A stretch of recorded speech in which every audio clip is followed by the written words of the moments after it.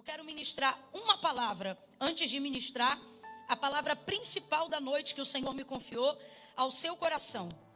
Se encontra no Evangelho de Jesus, segundo escreveu João, capítulo de número 4. E eu gostaria que você abrisse sua Bíblia aí comigo. Evangelho de Jesus, segundo escreveu João, capítulo de número 4. Apóstolo Carlos, muito obrigada pela honra, pela confiança de estar aqui hoje nessa tribuna. Eu respeito demais sua vida, seu testemunho, sua conduta. E amo sua esposa. Que mulher linda. Irmãos, tem hora que eu não presto atenção em nada do que ela está falando. Mas eu não conto isso para ela. Estou falando aqui em off agora pra gente. Tem hora que ela está falando comigo, eu não estou conseguindo dar conta. Eu só fico assim, meu Deus, por que tão linda assim? Jesus, que é isso? Que mulher bonita. Mas o tanto que tem de beleza não se compara ao que tem do Espírito de Deus. Profeta na minha vida, vaso de conserto para mim. Quando Deus toma ela para mim, eu fico arrepiada. Hoje foi dia. Ai, Jesus. Gabriel, amo sua vida, sua simplicidade. No dia que você perder isso, tu perdeu minha amizade. Olha que minha amizade é importante, tá? Você me respeita que eu não sou qualquer coisa. É um querido, e já vi que é de família. Conheci o Jéter hoje aqui, querido demais. Deus abençoe toda a igreja, todo o ministério de louvor, de adoração. Ai, Camila, calha a boca e fale logo. E você tome conta de sua vida. Paulo vai escrever a carta aos Romanos e ele vai utilizar 16 versículos, se eu não me engano, só para mencionar pessoas que contribuíam com o reino de Deus aqui na terra. Porque foi o próprio Jesus que deixou isso claro para a gente, né? A quem honra, honra. Precisamos honrar aqueles que têm honrado o santo nome do Senhor. E a honra, ela não pode ser um sentimento sem materialização. Toda honra que não se materializa. Você consegue falar materializa? Consegue nada? Deixa eu ver de novo, vai. Toda honra que não se materializa é falácia. Não é verdade. Ó, eu vou te dar um exemplo. Eu não sei se alguém já te fez pensar nisso. Mas vou te dar um exemplo. Jesus é amor, sim ou não? Se ele é Deus, e João vai atribuir uma característica ímpar de Deus, dizendo: Deus é amor. Então, se Jesus é a manifestação de Deus entre os homens na terra, de acordo com João capítulo de número 1, Jesus é Deus e Deus é. Pode aquele que é a própria expressão, a materialização do amor, nunca ter dito eu te amo para ninguém? Não, sério, para pensar. Camila, o que você está falando?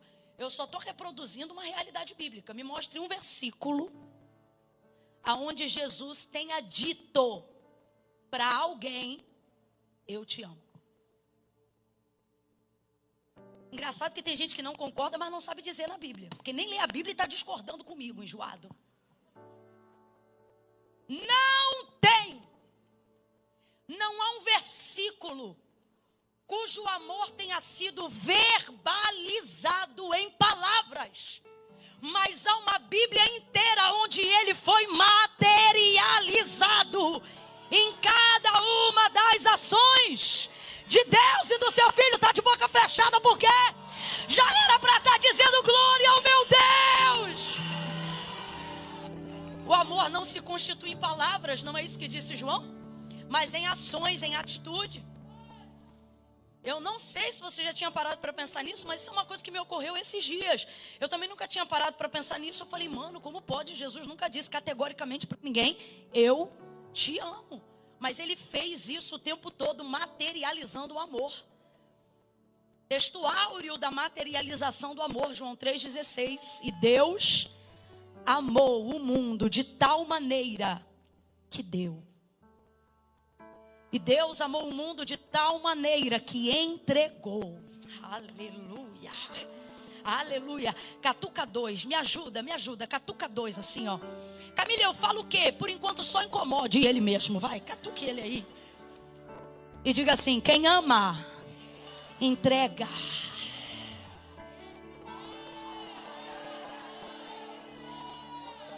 Agora, Camila, há um outro nível. Quem ama, se entrega.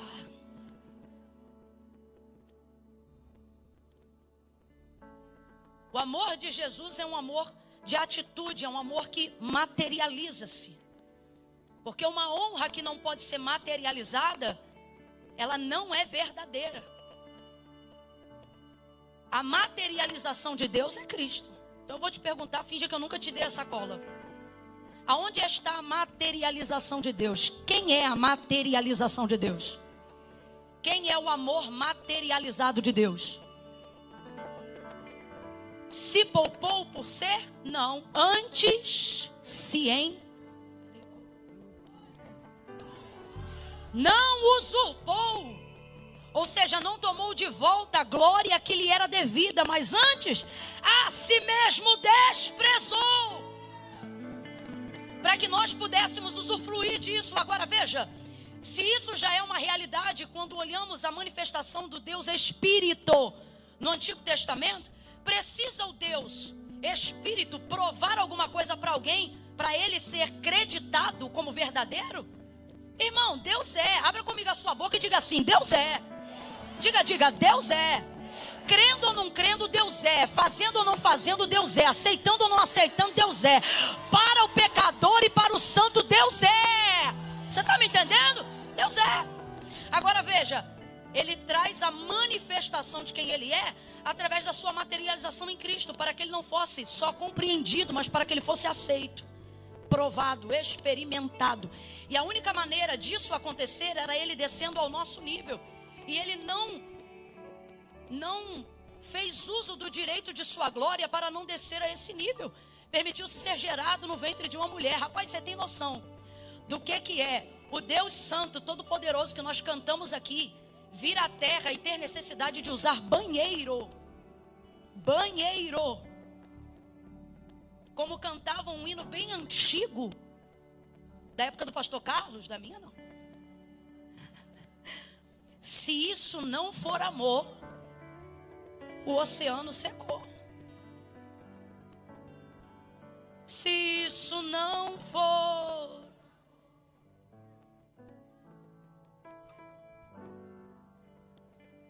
tem muita gente da época do pastor Carlos aqui. Não há estrelas no céu. E as andorinhas? Não vou. Se isso não for, o céu não é real.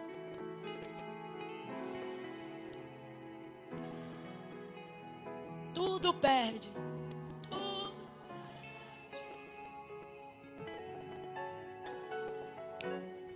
Se isso não for. Me respeita, tá, Gabriel Guedes? Não vou cantar não, claro que não. Mas é uma realidade. Então o amor, ele precisa ter essa entrega. Agora eu quero te dizer uma outra coisa sobre essa entrega. Quando falamos dela, sobre Deus entregar, ficamos com um sorriso no rosto como estamos agora. Temos uma compreensão mais clara do amor de Deus em relação a nós. Porque vemos que Deus também não nos amou de palavra, mas de matéria. De vida, de dor, de morte, de sangue, de sofrimento, de cruz. E isso nos alegra, porque por mais que Satanás tente criar sofismas baseados na nossa decadência, fragilidade e humanidade, de que não somos dignos desse amor, a graça de Deus sobrepõe a minha própria consciência. Mas se isso ainda não for o bastante, Deus materializou e registrou, para que na palavra dele esteja a âncora que eu preciso me agarrar, e não a minha própria consciência de mim mesma, mas o que ele disse sobre mim quando me chamou de filho, o que ele disse sobre mim quando se entregou por amor a mim. Você pode não gostar muito de mim, alguém pode não gostar muito de você, mas ninguém muda uma realidade materializada por Deus. Qual? Ele amou tanto que se entregou, ele amou tanto que deu, ele amou tanto que se fez escárnio, ele amou tanto que sacrificou a si mesmo. Está consumado.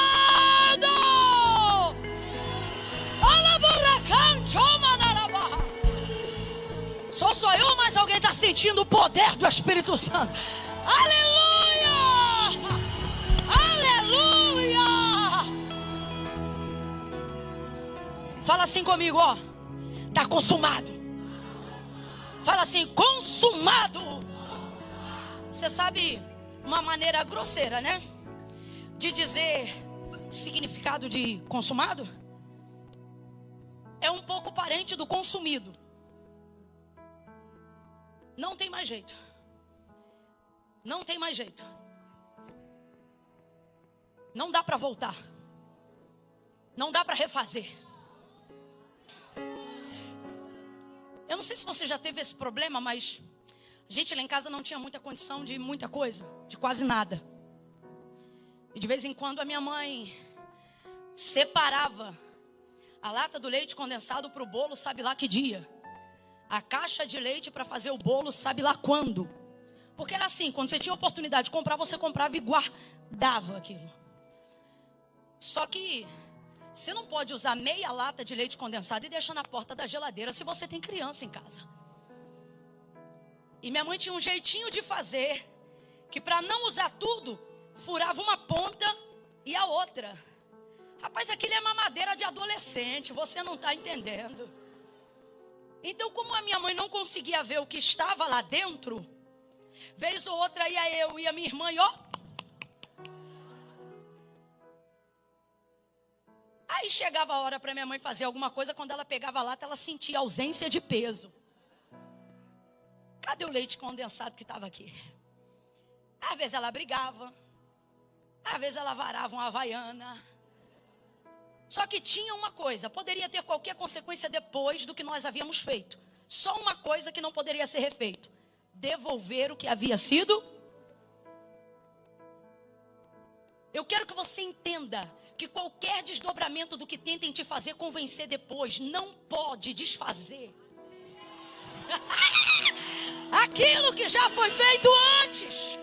Então eu quero que, com toda a propriedade de um exemplo tão simples, você abra de novo a sua boca dizendo assim, ó: consumado. Esse é o poder de uma entrega. É isso que eu queria que você entendesse. Quando você entrega ou se entrega, essa entrega tira de você o direito mesmo de pegar aquilo de volta. Tá feito. Agora veja, Jesus vai fazer isso não só com o corpo, com a vida, mas também de modo consciente. Eu considero uma das maneiras mais difíceis de entregar. É aquela entrega que depende de destituição de posse. Vou te dar um exemplo. Falando de perdão. Para executar perdão verdadeiro, você tem que se destituir da posse do direito de ter resposta na ofensa. Essas são as entregas mais difíceis de fazer. Aquelas que transitam na área da consciência. E Jesus fez essa também. Consumou. E a consumação de algo tira de nós ou de qualquer outro o poder de tentar desfazer aquilo que foi feito. Eu estou dizendo isso para você porque eu quero que você entenda o poder de uma entrega consumada, de uma oferta lançada no altar. Antes de destituir-se de um valor no bolso, antes de desvencilhar-se de uma soma da tua conta, não há da parte de Deus proveito algum no seu R-cifrão nessa noite, se não houver uma destituição consciente disso. E a verdade é que, quando nós falamos da entrega que Deus fez por nós e tornamos ela tangível na materialização do seu Filho Jesus Cristo, ficamos exatamente como estávamos há um minuto atrás, felizes, chorando, celebrando, sentindo-nos amados. Mas quando eu reverto agora a entrega, o semblante fecha automaticamente. Alguém inclusive começa a tentar macular a pureza da palavra que eu estou entregando, pensando, poxa, isto tudo para isto? Porque estamos sempre prontos quando é de Deus para nós, mas somos arredios quando o fluxo inverte, porque achamos que é da obrigação de Deus fazer porque Ele tem.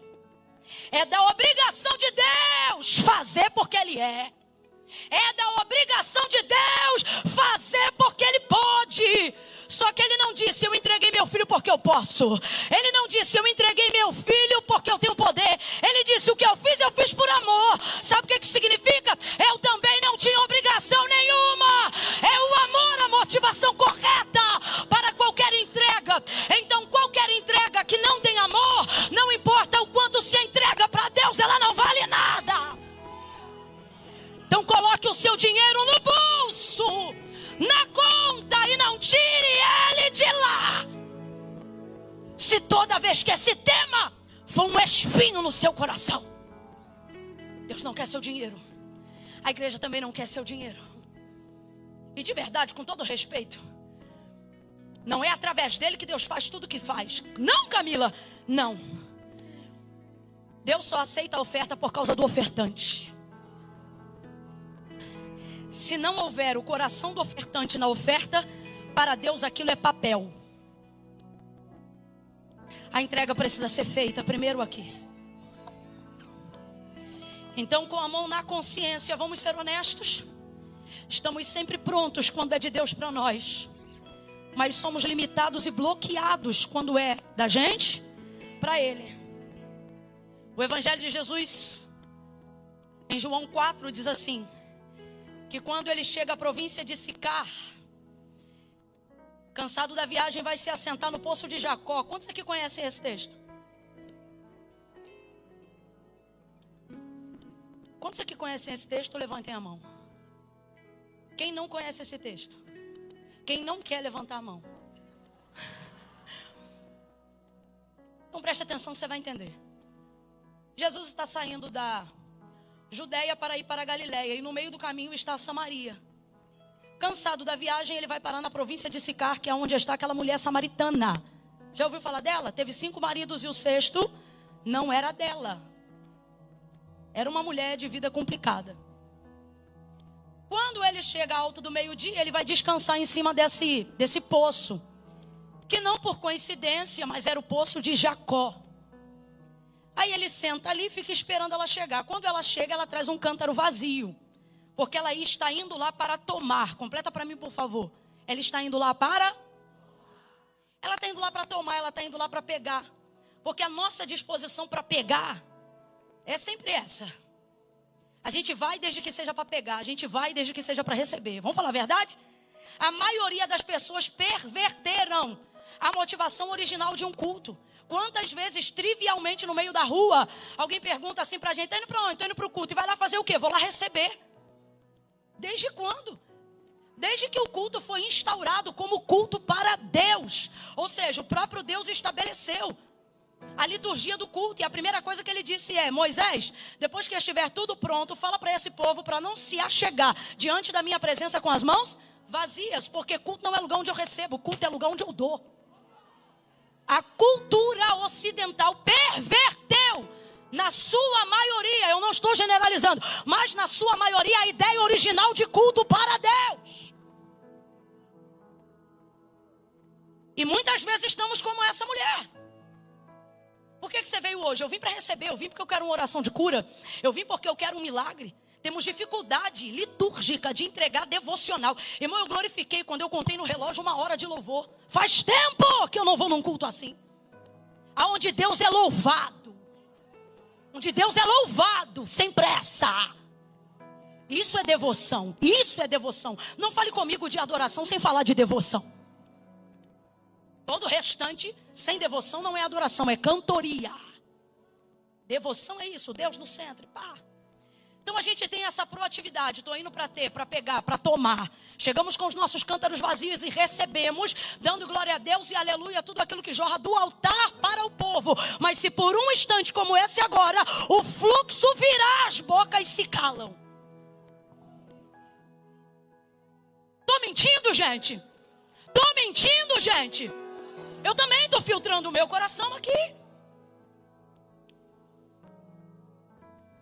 Aí vai acontecer com ela algo que está acontecendo conosco aqui agora. Nisto veio uma mulher samaritana tirar água. Ela não foi lá para dar, ela foi lá para... E Jesus lhe disse: dá-me. Ela foi para tirar e Jesus disse o quê? Para pensar direitinho. Ela foi para tirar e Jesus disse o quê?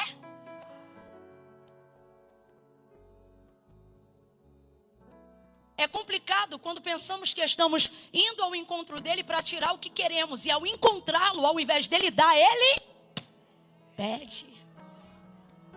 Uai, não é, minha gente?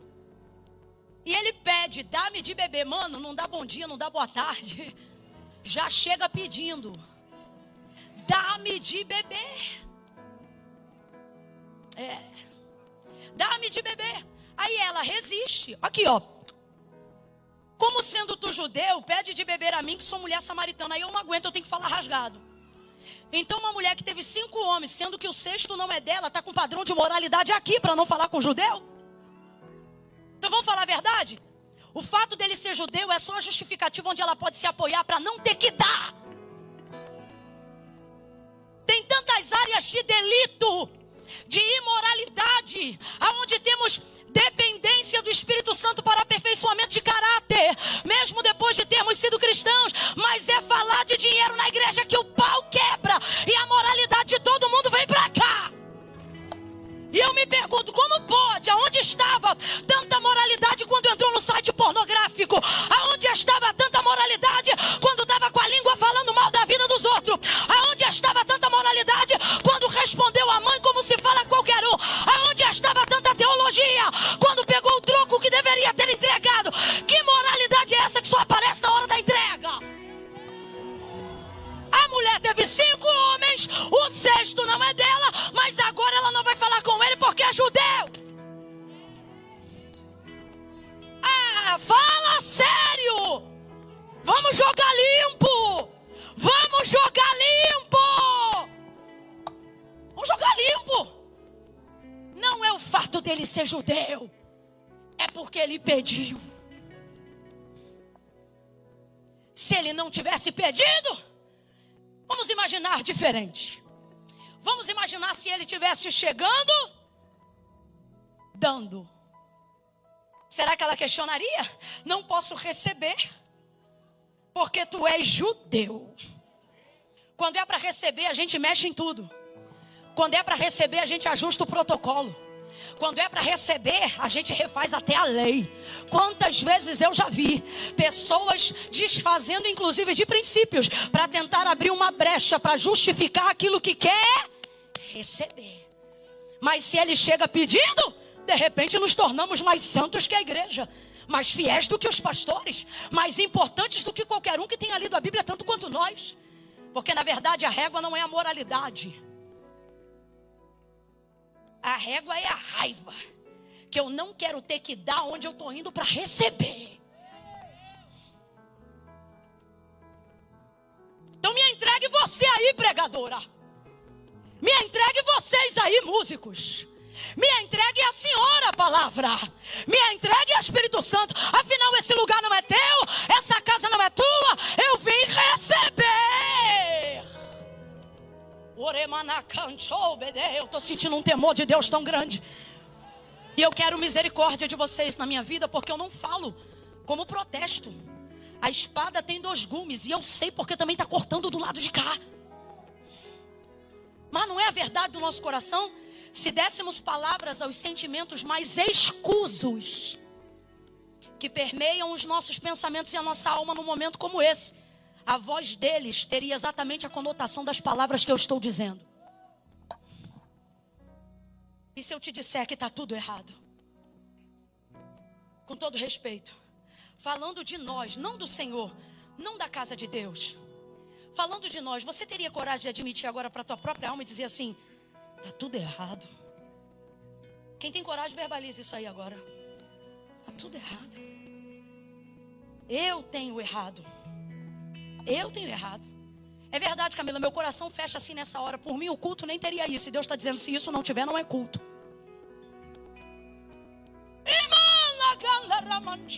Está vendo? É por isso que eu não gosto de fazer ofertório. Eu não sei falar de oferta sem explicar o significado disso no culto. Aí quando vê, já deu 30 minutos. Porque o que faz o povo pecar é a ausência do entendimento. Quando a gente entende o que está sendo dito aqui, irmãos. E ainda bem que está gravando, que até eu vou ler de novo, ouvir de novo, vai virar um seminário na minha cabeça isso. Que é para nunca mais eu pecar contra o Senhor. Eu vou falar como Deus está mandando.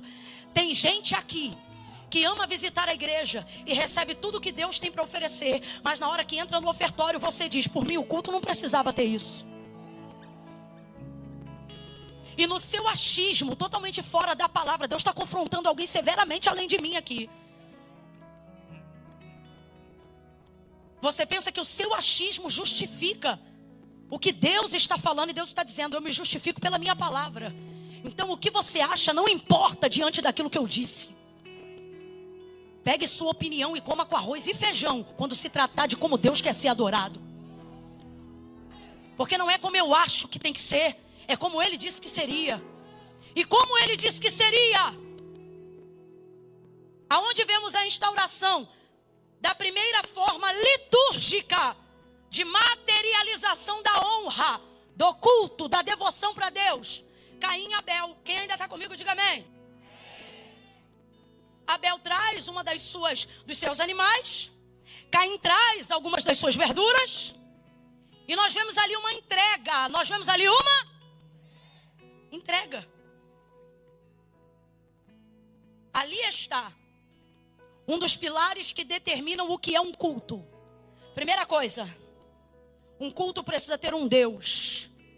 Estou falando de um culto a Deus. Segunda coisa, e não é por acaso, é imediata, tem de haver entrega. E essa entrega tem de haver, sim, com materialização. Sentimentos contam como parte motivacional da entrega. Mas os sentimentos não terminam o ato da entrega. Só iniciam pelo caminho que ela vai passar. Tem que materializar. Tem que materializar no serviço. Os voluntários fazem isso, materializam a devoção. Por que o Senhor disse que no reino dele o que serve é o maior? Porque o que serve também entrega a maior quantidade de tempo. E o princípio da semeadura é uma lei. Já parou para pensar que quando você chega eles já estão aqui? E quando você vai embora eles são os últimos a saírem? Então Deus não os considera maior à toa, mas considera maior porque a entrega deles é... Agora, exatamente nesse momento enquanto eu estou ministrando, você está vendo algum deles entregando dinheiro? Não. Eles estão segurando envelope, assessorando aqui e ali, mas estão em pé enquanto você está sentado. Para você é espera, para Deus é serviço. E isso é uma entrega. Eu não sei quantos deles são remunerados pelo que eu estou vendo. Provavelmente nenhum. Estão por amor, devoção. Então por isso a entrega deles também é legítima. Então o que a gente está querendo dizer, irmãos? Fala-se que ama, diz que se ama, gosta-se do ambiente de culto, mas se na hora da entrega acaba o amor, é porque nunca foi amor. Porque a palavra de Deus diz: o amor jamais acaba. Se acabou nessa hora é porque nunca foi. Desculpa, vou até beber uma água. Assim que te cadê?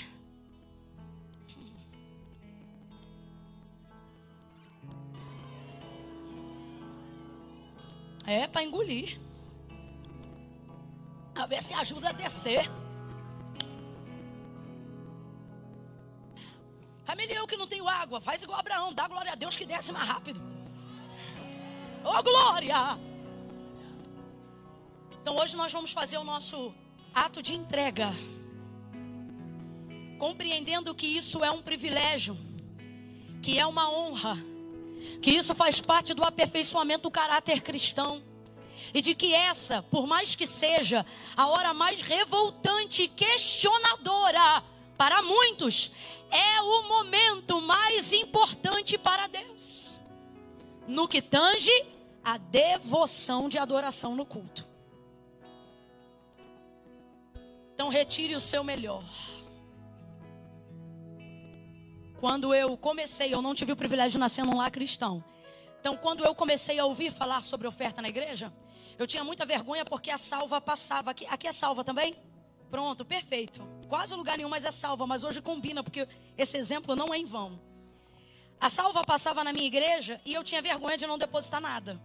Então o que eu fazia? Qualquer troco de pão, mercado, sacolão, que fosse moeda, eu deixava separado, dividia ao longo da semana, que era para sempre que a oferta passar eu tivesse alguma coisa para jogar dentro da salva. Ocorria então que eu distribuía uma moeda para cada dia de culto. E como aquilo era uma coisa do que me sobrava, se você me perguntasse quanto você ofertou hoje, eu nunca saberia te dizer naquela época. Porque eu pegava, e qual era a motivação da minha entrega da oferta na salva? Colocar alguma coisa lá dentro que não fosse mentirosa. Porque olha aqui, na minha mente eu dizia, eu não posso fingir que abri a mão e botei lá. Então eu tenho que botar pelo menos uma moeda. E aí, a minha motivação era não passar vergonha. Então vamos lá, qual era a motivação da irmã Camila naquela época? Até porque a irmã Camila dirigia a consagração. A irmã Camila já ministrava. Como é que a irmã Camila nunca dá oferta, nunca tem, nunca pode, nunca é? Então separava, pá. Um dia, estou eu saindo como tantos outros dias para ir para o culto, já me achando uma crente extraordinária, que está dando testemunho miserável dos centavos. E eu pegava aquela moeda, escute isso, eu não tinha, as moedas eram o que eu tinha. Então o problema de Deus não era que eu só tinha moedas, o problema era que eu não valorizava a minha entrega. Por elas serem moedas. Então, por elas serem moedas, eu não contava. Porque para mim elas não tinham importância. Então, eu pegava aquela moeda e levava para a igreja. Aí, um dia eu coloquei, como sempre fazia, uma moeda dentro da salva. E o Espírito Santo de Deus disse assim para mim, quanto você ofertou? É uma experiência minha, tá? Quanto você ofertou? Eu fingindo que não estava ouvindo. E aquilo se tornou um pensamento perturbador na minha cabeça. Porque o Espírito Santo, quando é bom, mas quando ele é terrível, ele é melhor ainda. Pensamento na minha cabeça. Quanto você ofertou? Quanto você ofertou? Quanto você ofertou? Ninguém me perguntou isso. E por que eu ia indagar aquilo se eu mesma sabia que eu não tinha resposta para aquilo? Era o Espírito Santo. Quanto você ofertou? E eu disse, não sei. Você não sabe que eu não sei? Ele, como eu vou te abençoar? Se no meu culto que deveria ser racional, você me dá uma oferta inconsciente. Sem noção, sem saber de nada. Cuja motivação é só não passar vergonha. Até quando você vai me servir assim? Aí eu comecei a pegar as moedas e a contar as moedas. Então eu contava toda semana, tinha 3 cultos na semana que eu tinha que estar e que eu ofertava. Então eu contava as porções de moedas e dividia em 3 a quantidade de moedas que eu tinha. Então, na hora de ir para a igreja, eu contava 10, 20, 30, uma moeda aqui, outra ali, tá, ok, 75 centavos. Aí comecei a ficar com vergonha do barulho que as moedas faziam na salva, porque agora eu tinha que ofertar, e eu queria saber quanto que era, e eu não tinha coragem de dar só 5 centavos. Então, eu comecei a contar, e eu falei, hoje eu só tenho 75 centavos. E as ofertas faziam barulho, mas eu sabia, estou ofertando 75 centavos. Deus começou a me prosperar, estou falando de mim, à medida com que eu entregava, gradativamente, de acordo com cada palavra que era liberada no altar, eu marcava com uma oferta, e eu recebia naquela semana a resposta daquela entrega no altar, em cima da oferta que eu tinha feito. Percebi então, que para Deus, não importava a quantidade, mas para mim importava, porque Ele trabalhava em cima da régua que eu colocava. Porque para Deus, se é 75 ou se é 5, Ele não está olhando a oferta, mas o ofertante. Agora, para o ofertante, importa quanto ele oferta. Porque Deus vai trabalhar na tua colheita em cima da sua oferta. E Deus começou a me prosperar a partir dali. E eu comecei a estabelecer metas. Eu nunca falei isso, estou falando hoje aqui. Nunca disse isso. À medida que Deus me prosperava, eu colocava uma régua para a oferta. Tipo assim, a partir de hoje eu não dou menos de tanto. Aí me prosperou mais um pouco. A partir de hoje eu não dou menos de tanto. E assim eu fui indo rompendo. E não coincidentemente minha vida foi rompendo financeiramente igual. Aí eu te pergunto, é coincidência? Não, é consciência. Olha para o teu irmão e diga, não é coincidência. Fala para ele, é consciência. Quem entendeu, diga amém. Gabriel vai estar nos ajudando com um louvor. A salva vai passar aí, mexa-se. Entregue uma oferta significativa. Saiba quanto você está entregando. Faça uma oração para que Deus quebrante seu coração sobre isso e resolva destruindo todos os ídolos a mamão que foram construídos dentro da nossa consciência. Comece a fazer essa oração no seu interior agora mesmo, enquanto você separa a sua oferta. A gente tem Pix? Vai aparecer aqui no telão. Pode entrar no celular, veja o seu aplicativo. Ai não, é que eu não mexo no celular na hora da culto. Engraçado esse padrão de moralidade só na hora da oferta. Porque na hora de responder o zap, a notificação sobe e tu não está nem aí. Então vamos ser honestos, vamos jogar limpo hoje. Vamos entregar uma oferta que não deixa a gente envergonhado. Que não deixa a gente sem graça. Uma oferta consciente. Uma oferta que diga: Deus, hoje eu quero materializar a honra que eu digo ter pelo Senhor. E me perdoe se eu não tiver tudo que eu gostaria de ter, mas hoje isso aqui é o que eu tenho. Por favor, receba a minha oferta. Receba a minha oferta. Enquanto o louvor estiver adorando, enquanto nós estivermos adorando com louvor, vamos adorar também com a nossa oferta. Faça desse momento o alto máximo da sua adoração no culto. Faça isso agora. Pai, em nome de Jesus, sobre a vida de cada um que tem e que não tem, mas foi alcançado pela Tua palavra, que a partir de hoje a nossa mentalidade seja transformada e que possamos estabelecer metas como a de Abel e não como a de Caim, que destruía o seu irmão. Não nos deixa destruir aqueles que hoje podem, não nos deixa falarmos mal daqueles que hoje podem, mas como eles podem, nós também poderemos. Nos dá chance de fazer melhor para a Tua obra. Nos dá chance de fazer melhor para o Teu reino.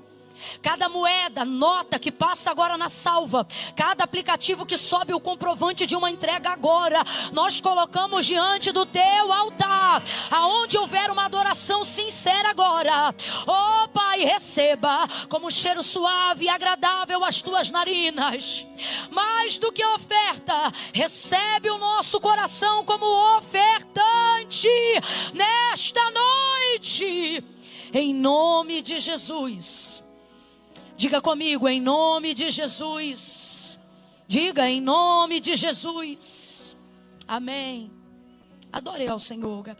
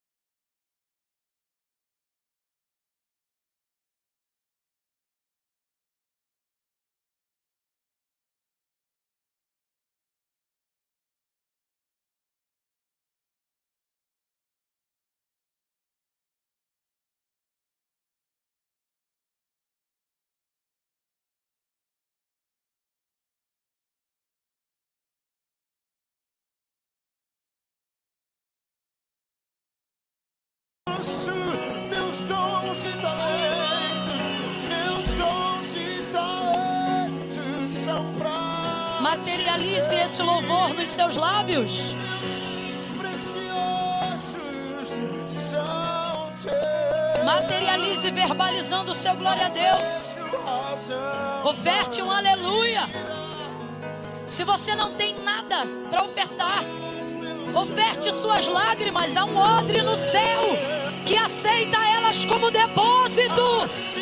Entregue suas lágrimas. Aleluia. Venha tua obra em mim completar, até que o mundo possa ver tua glória em meu rosto brilhar, até que o mundo possa ver tua glória em meu rosto brilhar. Oh, aleluia. Aleluia. Quantos podem celebrar ao Senhor?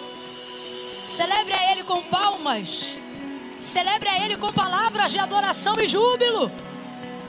Celebre a Ele com glória a Deus. Misture essas palmas com aleluia. Materialize uma palavra de louvor. Materialize uma palavra de honra. Aleluia. Aleluia.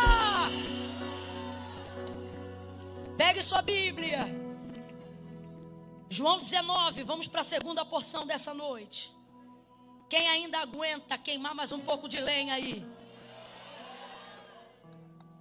Aleluia. Continua comigo em João, mas agora no capítulo 19. Evangelho de Jesus, segundo escreveu João, capítulo 19. Versículo 28 em diante.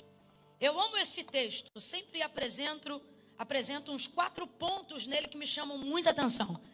Mas nessa noite basta um. Como Deus tem falado comigo nesse dia de hoje, sobre a igreja de Cristo, nesse texto. João 19, a partir do versículo 28. Quem achou, diga amém. Ainda antes de ler, eu queria dizer àqueles que não tinham nada financeiro para financiar na obra, mas que receberam a palavra e fizeram com Deus votos e promessas. Deus falou comigo que teve gente aqui nessa noite que ofertou para Deus uma promessa. Eu só estou falando isso para confirmar que Deus ouviu sua oração e que Ele recebeu sua oferta de promessa. Do que você teria, de quando você poderia, de que dia você faria. E a segunda oferta que Deus me mostrou aqui, que foi entregue e não é financeira, foram as das lágrimas. Houveram pessoas aqui que choraram no momento do ofertório. Aí só Deus prova os corações. Talvez alguém aqui tenha chorado porque ficou triste de não ter o que queria dar. Mas entregou lágrimas e o Senhor está dizendo, e Ele me mandou dizer isso. Diga ao meu povo que eu tenho um depósito aqui só de lágrimas. Então Deus também recebeu tuas lágrimas como oferta nessa noite. Lágrima foi a última oferta que eu entreguei quando eu não tinha nada. O envelope parou na mão de cada irmão. E naquele dia eu me entristeci porque eu não tinha nada e comecei a chorar. E eu abri o envelope e comecei a deixar algumas lágrimas cair dentro do envelope. E eu vi 2 pessoas rindo de mim naquele dia. Rindo mesmo. Pois parece que Deus também recebeu aquela afronta como oferta. Deus é bom de receber, gente. Nunca mais. De lá para cá eu só entreguei lágrimas de gratidão e de adoração. Então eu estou dizendo aqui para alguém isso. Deus recebeu suas lágrimas. João 19, versículo 28. Quem achou, diga amém. Mais tarde, sabendo Jesus que tudo estava consumado, para que a escritura se cumprisse, ele disse, tenho sede. E estava ali um vaso cheio de vinagre. e embeberam de vinagre uma esponja, colocaram-na numa vara de ísopo e chegaram-na à sua boca. Quando Jesus recebeu o vinagre, ele disse: está consumado. O que foi que ele disse? Inclinando a cabeça, entregou o espírito. Como era o dia da preparação, os judeus, para que os corpos não ficassem na cruz durante o sábado, porque este sábado era um grande dia, rogaram a Pilatos que fossem quebradas as pernas e que fossem tirados de lá os crucificados. Foram os soldados e quebraram as pernas do primeiro e do outro que com ele fora crucificado. Mas chegando-se a Jesus, vendo-o já morto, não quebraram as pernas. Contudo, um dos soldados transpassou-lhe ao lado com uma lança. Imediatamente saiu sangue e água. Aquele que viu isto testificou que o seu testemunho é verdadeiro. E ele sabe que é verdade o que diz, para que também vós o creiais, que estas coisas aconteceram para que se cumprisse a escritura, que dizia: nenhum dos seus ossos poderá ser quebrado. Vamos de novo? Nenhum dos seus ossos poderá ser quebrado. Abre comigo a sua Bíblia. Primeira carta de Paulo aos Coríntios. Vamos lá. Sem preguiça. Primeira carta de Paulo aos Coríntios.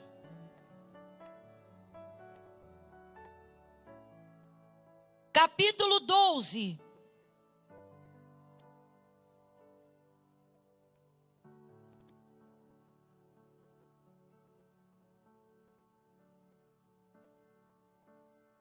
Versículo 27.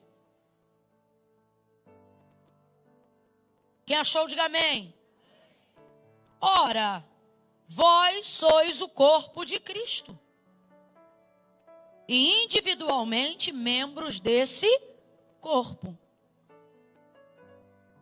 Está todo mundo acompanhando aí?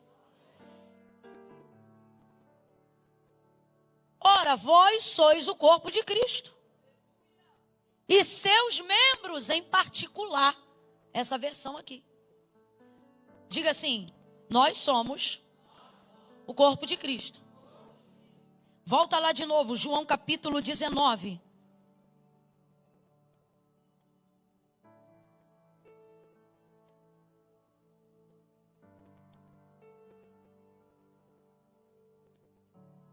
Versículo 36 de novo. Na crucificação de Jesus. Veja. Estas coisas aconteceram para que se cumprisse a escritura, que dizia: nenhum dos seus ossos será quebrado. Nenhum dos seus ossos será quebrado. Ossos de quem? Ossos de quem? Do corpo de quem? Nós somos, quanto igreja, a representatividade do corpo de quem? O que Paulo determinou e provou, é que nós somos o corpo de... Nós somos o corpo de...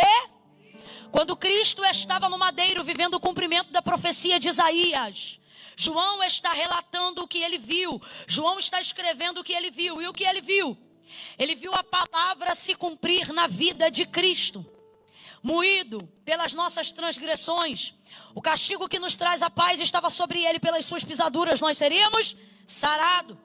Homem de dores, como ovelha muda seria levada ao matadouro. Todo o apontamento do texto messiânico culmina para João 19 no Calvário. Quem está entendendo, diga amém. Então nós estamos falando sobre a peregrinação do corpo de Deus em Cristo, se tornando um martírio, vituperado, envergonhado. Jesus foi cuspido, sim ou não? Foi golpeado, sim ou não? Traído, sim ou não? Esbofeteado, sim ou não? A coroa de espinhos machucou sua cabeça? Sim ou não? Sim. Açoites em cima de açoites. rejeição emocional, abandono emocional.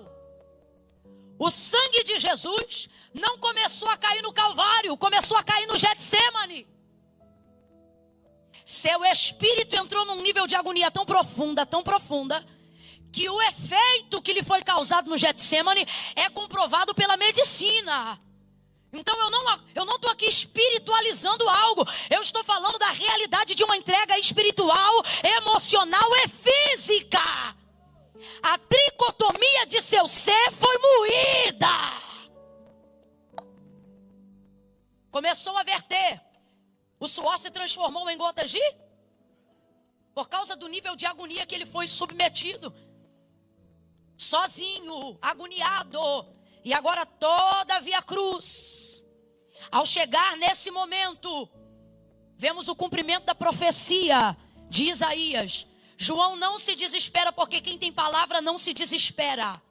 Eu não estou dizendo que quem tem palavra não chora. Eu não estou dizendo que quem tem palavra não sofre. Não, quem tem palavra sofre, quem tem palavra chora. Quem tem palavra também trata da depressão. Quem tem palavra também precisa de terapia. Quem tem palavra também tem problema. Quem tem palavra também tem dívida. Quem tem palavra também tem estresse. Quem tem palavra também tem uma série de coisas. O que eu estou dizendo é que quem está debaixo de uma palavra pode estar no meio de tudo isso, mas sabe como começa, sabe como termina e sabe em quem esperar. João é essa pessoa. Ele está vendo que Pedro foi-se embora, os outros se desesperaram, mas assim como Maria, mãe de Jesus, ele se mantém naquela crise até o último momento. Uma série de coisas está passando pela sua cabeça, mas a palavra afirma a fidelidade do amor de João na cruz do Calvário. Não é o sentimento de João que mantém ele lá, porque o sentimento é volátil, sentimento muda. O sentimento uma hora tá bom, outra hora tá ruim. Uma hora a gente ama, outra hora a gente odeia. Uma hora a gente tá animado, outra hora a gente tá desanimado. A única coisa que nos sustenta de maneira a não ser abalado é a palavra do Senhor. Lâmpada para os meus pés e luz para o meu caminho é a tua palavra. Aonde está o nosso coração? Em Sião. E aonde está Sião? A cidade de Deus. E que lugar é esse?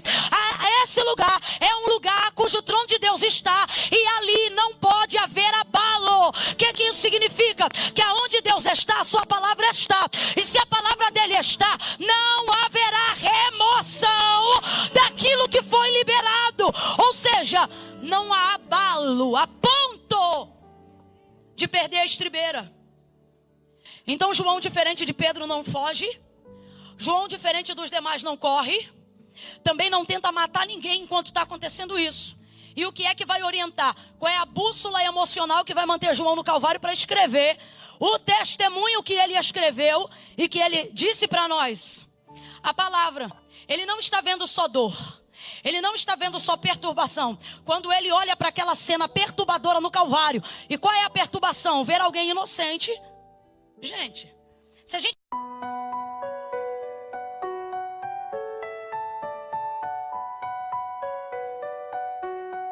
Sunset into eyes, lost and letting in the blue. A sea of emotions, where I'm not thinking of you. Your touch is a wave that crashes on my skin. Sent away in the undertow of our love within. I'm lost in your ocean where the tides are high, drowning in the moment and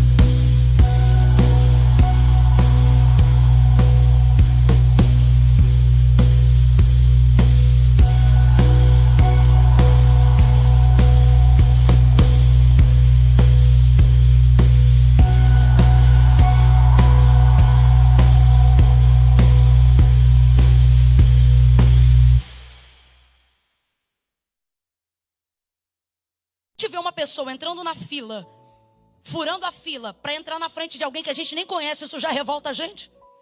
É verdade ou não? Quem aqui já não foi tentado arrumar uma confusãozinha? Porque está vendo uma injustiça com alguém que nem é teu parente. A vontade da gente é já ir entrando. Não, mas isso aí não está certo não.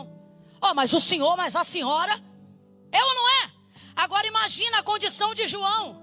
Alguém a quem ele entregou a vida, em amor, em honra, em devoção. Alguém que não tem como outro mentir sobre ele. Porque é o próprio João que na biografia da sua experiência com Cristo vai dizer: e vimos a sua glória como a glória do unigênito do Pai, cheio de graça, justiça e verdade. O que isso significa? Não adianta tratarem ele como falsário, como charlatão. Eu vi a glória de Deus na vida dele. Ele é o Filho de Deus. Comi com ele, andei com ele, fiz cruzada com ele, renunciei à pesca por causa dele. Não importa quem vocês digam que ele é, eu sei quem ele tem sido para mim. Ele é o Filho do Deus vivo. Então ele é inocente. Então ele não é mentiroso. Então ele não é charlatão. Então você imagina alguém que lhe arrebatou a alma. Irmão, Jesus tem um poder de arrebatar a alma que nem o marido mais romântico tem. Jesus tem o poder de arrebatar a alma de um homem que nem a mulher mais desejável no mundo compete. Quando Deus arrebata a alma de alguém, quando Deus é o alicerce das convicções de um homem, de uma mulher, as coisas do mundo não concorrem com essa pessoa. E se em algum momento tentarem seduzir, é só ouvir a voz dele que a gente já se derrete. Vem chorando derretido, já pedindo desculpa. O Senhor me perdoa. O Senhor sabe que sem o Senhor eu não vivo. Porque tu és tudo pra mim, eu não presto. Mas tu me ama lá, bacana, mais. Volta logo. É que nem gente que está aqui hoje dizendo: eu vim porque eu gosto, mas eu estou desviado. Desviar, hoje é sexta? Ou quinta? Sexta-feira à noite tu podia estar em qualquer boate de São Paulo. Aí tu falou: não, vou para casa de Deus. Que desviado nada, tu já está arrebatado de amor há muito tempo. Só falta reconhecer. Arrebatado. Ele já pegou tua alma. Tu é o desviado mais ridículo que existe no mundo. Que desviado? Qual desviado é o ridículo, Camila? Aquele que tá no mundo, mas não tá no mundo. Como assim? O cara tá no mundo e no mundo tá rolando meio que de tudo. Aí ele tá no meio de quem faz um pouco de tudo. E aí o pessoal pede pra ele fazer também. Aí ele diz: não, isso aí eu não faço. Ridículo, vem pra cá, mano. Você tá pagando mico lá fora. Tem nem coordenação motora pra dançar. Esquisita. Teu lugar é aqui. Já viu como é que você se sente aqui? Aí você diz: Camila, mas esse é meu problema. É que eu fico com um pé lá e outro cá. Porque eu não consigo ser crente. O que tu não consegue é ser ímpio. Porque se tu conseguisse, os dois pés estavam lá. Tá entendendo? Você se divide porque tá confuso. E quem tá confuso não tá decidido. Mas se hoje tu decidires reconhecer, se hoje tu decidires renunciar, teus dois pés serão fincados sobre a rocha. E você vai ver que o amor dele, como diz a canção, faz você queimar todos os outros amores. A samaritana que a gente falou no início era uma arrebatada. 5 homens. E o sexto nem é dela. Só que por acaso, meio-dia daquele dia, apareceu o sétimo. Quem é do profético já entendeu. 6 apareceram, mas ninguém competiu com o sétimo. Quando o sétimo chegou naquele poço, dizendo: se tu soubesse quem é o que te pede, dá-me de beber, era tu que lhe pediria e ele que te daria água viva. Senhor, então dá-me dessa água, para que eu não tenha mais sede e nem precise vir aqui. Ele disse: vai lá e chama teu marido. Eu não tenho marido. Disseste com verdade. A vida dela não era bonita, mas ela decidiu falar a verdade. Quando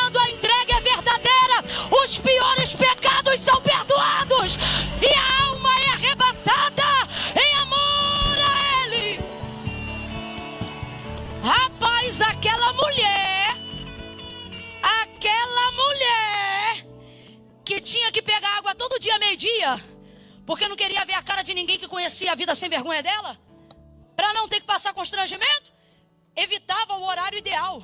Tinha que ir com, como dizia minha avó, com o sol batendo no quengo, para tirar água, para evitar constrangimento. Uma vida cheia de, sabe, esquemas, cheia de situações a serem evitadas. Essa mulher, depois que encontra com ele, rapaz, Jesus tem um poder de te dar uma coisa que nem dinheiro dá. O quê? Identidade resolvida. Ih, nem carteira assinada de trabalho te dá isso. Tem coisa que só Jesus dá. E uma das primeiras coisas que Jesus dá quando você conhece ele é a identidade resolvida. O que o outro vive não te incomoda, o que dizem sobre você também não te perturba. E alguém pergunta, o que é terapia? Você diz, é terapia e Jesus. Jesus na terapia. Essa mulher que outrora vivia dessa maneira, agora vai sair pela cidade dizendo assim, ó, vim de ver de um homem que eu encontrei. Eu acho que quem ouviu pensou assim, mais um? E se tivesse pensado, ela teria respondido sim, mas esse é sétimo. O número da... Esse é perfeito. Esse não compete com os outros. Esse é o sétimo e é o último. É o sétimo e é o último. E melhor do que ser último, é o sétimo e é o único. Porque eu não vou trocar o lugar que eu dei pra ele, pra nenhum outro. Ninguém vai ficar dentro de mim. Aonde ele está, ele agora ocupa um lugar de supremacia. Tem mais alguém aqui igual a samaritana, que colocou Jesus num lugar, que diz, nesse lugar nem marido, nem filha fica, pastor não fica, igreja não fica, neste lugar o dom não fica, o talento não fica, o amigo não fica. Esse lugar eu dei pra ele. Tem amigo seu que tem ciúme desse lugar.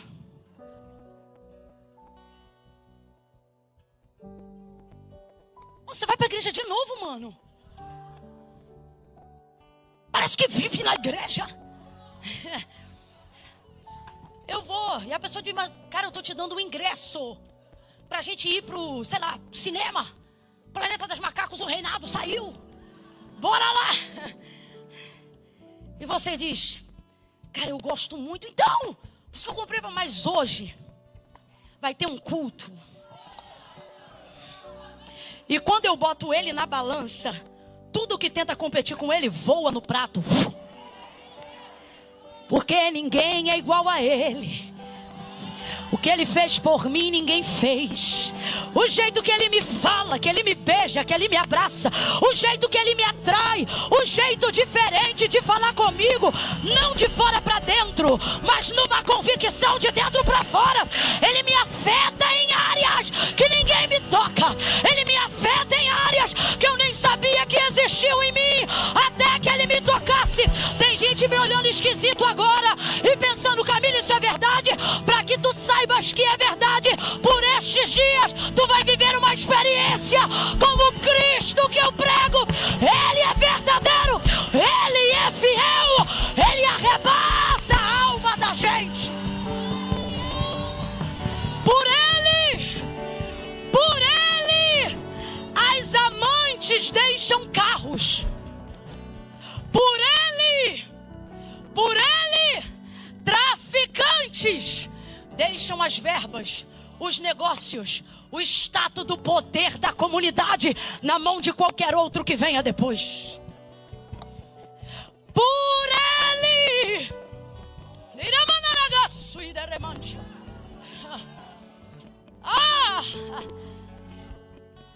por ele, filhos já foram expulsos de casa, porque pais disseram, ou teu Jesus ou eu. E com 12 anos de idade ele disse, o meu Jesus. E foi morar na rua. Sabe o que você tem que se perguntar? Quem é esse?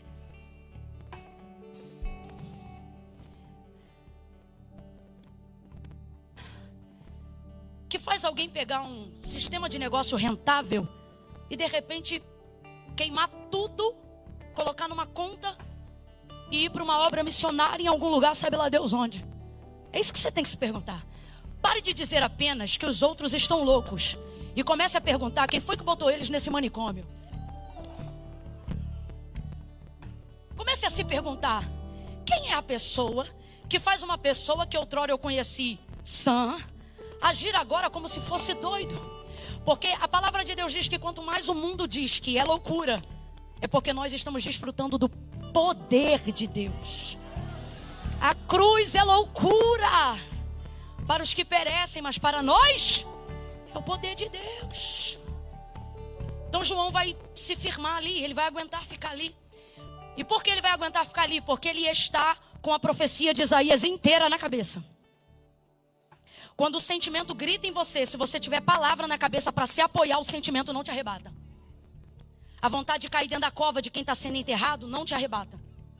A vontade de assinar a carta de divórcio não te arrebata.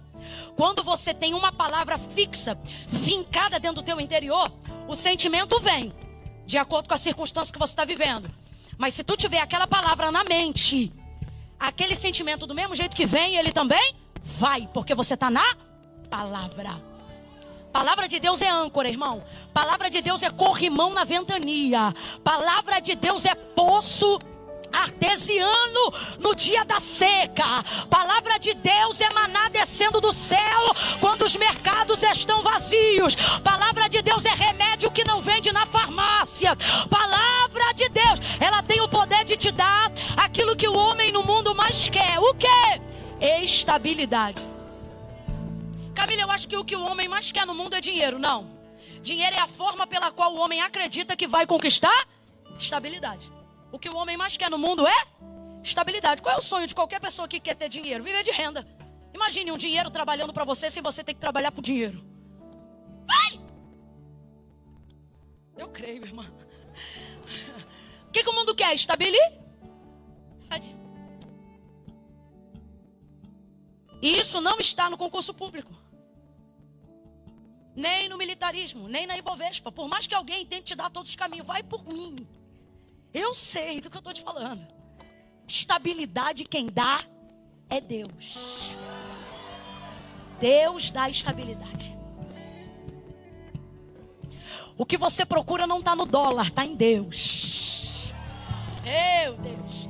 Deixa isso para outro dia que eu não quero confundir a mensagem para você não achar que tem que buscar Deus querendo dinheiro. Mas veja, é a palavra de Deus que te sustenta. Então, uma série de coisas estão acontecendo no campo humano. Jesus sendo esbofeteado, açoitado, cuspido, ouvindo palavras de afronta. Então, todo mundo que conhece ele e que está perto dele, sente a dor daquele momento. Poderia ter uma atitude de justiça própria. Mas João mantém a calma.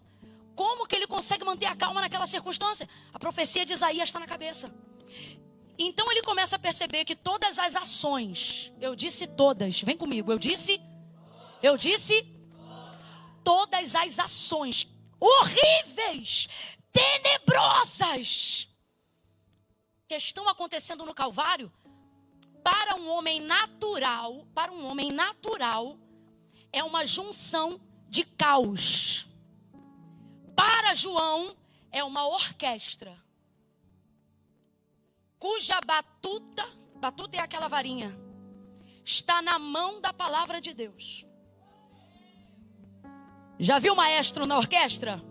Deus está dizendo, o maestro sou eu, a batuta é a minha palavra. Meu Deus, estou sentindo uma graça de Deus tão grande aqui.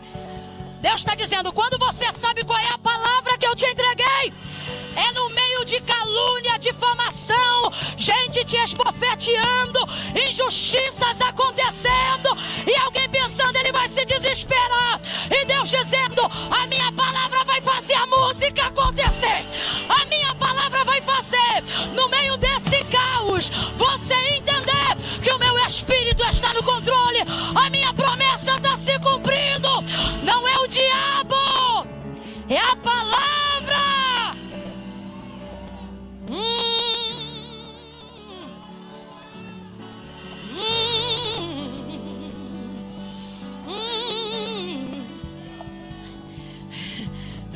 Tá tomando Rivotril, diazepam, e alguém diz, vai ficar doido, tá dormindo demais.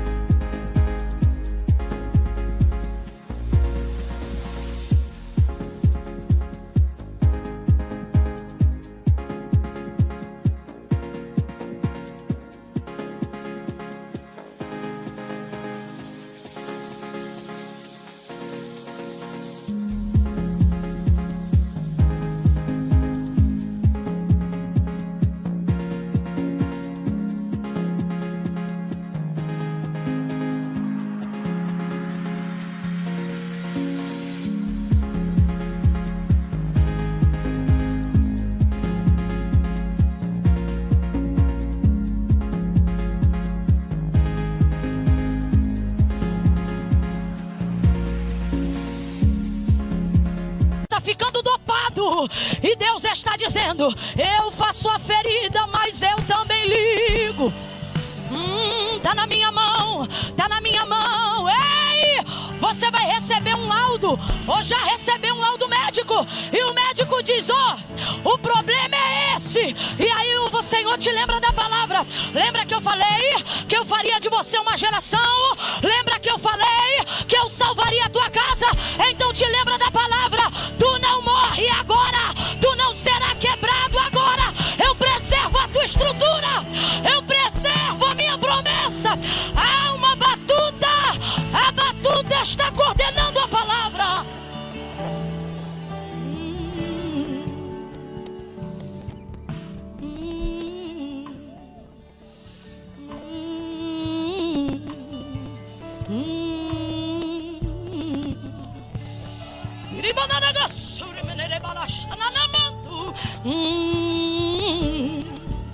Meu Deus, meu Deus. Ninguém entende. Ninguém entende, ninguém lembra. Ninguém entende, ninguém lembra. O único que lembra é João. E isso faz com que ele mantenha o controle. Deus está dizendo: eu não estou te dando minha palavra para você ficar vaidoso. Eu não te fiz uma promessa para você se achar. Eu te fiz uma promessa porque quando o pau começar a quebrar, eu não quero só que você tenha paz, mas que você crie uma plataforma de esperança e de estabilidade para as pessoas que estão à sua volta. Então eu quero que você comece a compartilhar. Isso aqui é Deus dizendo para mim e para você: a palavra que eu te entreguei. João vai escrever depois o que aconteceu nesse dia. E se ele não tivesse em mente o conhecimento da palavra do profeta Isaías. E como é que a gente sabe que ele tinha isso em mente? Porque qualquer judeu, a partir dos 7 anos de idade, precisava ter algumas profecias dos profetas messiânicos de cor na cabeça. Até os 9 anos de idade, depois dos 9 aos 12 anos de idade. Então aquilo que foi repetido muitas vezes, e talvez alguém pensou que virou até uma reza, quando chegou na hora certa dessa palavra se apresentar, João estava pronto para ela. Olhe para cá. Vida devocional é vida de disciplina. É por isso que você continua lendo a Bíblia mesmo quando você não está sentindo nada. Porque na hora que for útil a palavra que você guardou no coração, ela vai se manifestar como um encaixe de um quebra-cabeça. Isso preservou João. Eu queria que você entendesse isso. De todos os discípulos, o único que foi preservado até o fim no Calvário, não é porque apenas o amava muito, mas é porque tomou posse, se ancorou numa palavra. Uma palavra que estava disponível a todos. Olha aqui para mim. Quantas pessoas conheciam o texto de Isaías naquela época? Todas, porque não tem como um judeu não conhecer o texto messiânico de Isaías. Então não é sobre todos terem, é sobre quantos se ancoram nela. A palavra que eu estou pregando aqui agora, ela é igual para todos, sim ou não? Sim ou não? Mas a diferença do que ela vai provocar não tem a ver com o quanto eu libero, tem a ver com o quanto você recebe. É a mesma coisa aqui. Todos conheciam, mas só João foi capaz de sacar isso na hora que estava rolando. Peraí. O que o texto de Isaías dizia? Dividiram entre si as minhas vestes e sobre a minha túnica lançaram sortes. Quando começaram a pegar as vestes de Jesus, João poderia ter pensado: que absurdo! Mas ele lembrou do texto de Isaías. Aí ele viu que enquanto rasgavam e enquanto lançavam sorte, a palavra vinha. Dividiram as minhas vestes e sobre a minha túnica lançaram sortes. E as coisas vão acontecendo e ele se lembrando do texto. Deus está dizendo para alguém aqui: fica calmo e se lembra da minha. Traz a minha palavra na tua mente. Traz a minha palavra na tua boca. Ei, a circunstância da vida que você vive agora combina com o que Deus falou? Aí você diz: não, Camila, eu estou vivendo o avesso, estou vivendo um período de humilhação terrível. Então combina, porque Deus disse que ia te honrar. Você tem que entender que a circunstância do tempo presente, para combinar com o que Deus disse, ela tem que ser avessa ao que Deus falou. Porque a única maneira de demonstrar que é Deus e não é o homem, não é o dinheiro, é quando a circunstância é avessa à promessa que Deus me fez. Alguém está entendendo o que Deus está falando aqui? Glória a Deus. Então João manteve o controle. O texto de Isaías fazia ele manter a calma, porque ele começou a perceber que não era uma desordem de coisas, mas por pior que tudo estivesse diante dele, era palavra por palavra se cumprindo.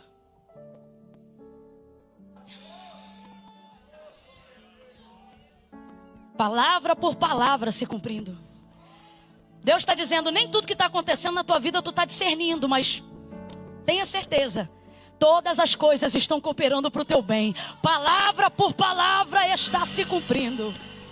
Meu Deus, você consegue botar a mão no ombro de alguém aí agora e consolar essa pessoa dizendo assim, palavra por palavra está se cumprindo. Console, console. Palavra por palavra está se cumprindo. Esta perseguição é a palavra se cumprindo. Esta dificuldade é a palavra se cumprindo. Ei! Agora, Isaías deixava muito claro que ele seria moído, que ele seria torturado, que ele seria levado como ovelha muda ao matadouro, ou seja, de fato ele morreria. Mas se é a palavra se cumprindo, você tem que entender que ela se cumpre no início, ela se cumpre no meio e ela só se cumpre completamente no final. Camila, então o que você está dizendo? Que se a cruz cumpriu, se a lança cumpriu, se o sangue cumpriu, a sepultura cumpriu. E se a sepultura cumpriu, a sexta cumpriu, o sábado cumpriu e o domingo de manhã também cumpriu. Palavra por palavra, palavra por palavra. Deus está dizendo a alguém aqui, vai se cumprir tudo de ruim, mas também vai se cumprir tudo de bom. Ao terceiro dia, Maria vai para a porta e os anjos dizem, porque tu procuras aquele que vive entre os mortos, ele não está aqui, ele já ressuscitou. Canta alguma coisa sobre ressurreição pra gente. Canta, Gabriel, canta, porque nesse momento a gente vai celebrar a palavra se cumprir.